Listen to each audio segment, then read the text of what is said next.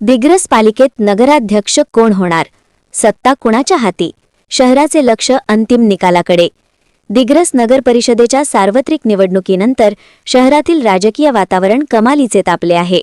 नगराध्यक्षपदावर कोणाची वर्णी लागणार, तसेच पुढील 5 वर्षांसाठी पालिकेची सत्ता कुणाच्या हाती जाणार याकडे सर्वांचे लक्ष लागले आहे. निकालाच्या पार्श्वभूमीवर शहरात चर्चांना उधाण आले असून प्रत्येक प्रभागातील आकडेमोड, आघाड्या, युती आणि अपक्षांची भूमिका निर्णायक ठरणार असल्याची चर्चा रंगली आहे. निवडणूक प्रचाराच्या काळात विविध मुद्द्यांवरून राजकीय आरोप प्रत्यारोप झाले. विकासकामे, पाणीपुरवठा, रस्ते, स्वच्छता, आरोग्य आणि शिक्षण या प्रश्नांवर उमेदवारांनी आश्वासनांचा पाऊस पाडला. आता मतदारांनी दिलेल्या कौलातून नेमकी कोणाची मते निर्णायक ठरली हे अंतिम निकालातून स्पष्ट होणार आहे.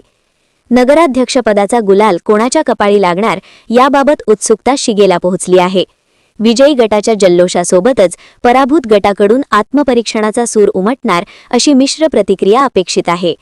शहरवासियांच्या नजरा आता अधिकृत निकालाकडे लागल्या असून निकालानंतर स्थैर्यपूर्ण आणि विकासाभिमुख कारभाराची अपेक्षा नागरिक व्यक्त करत आहेत.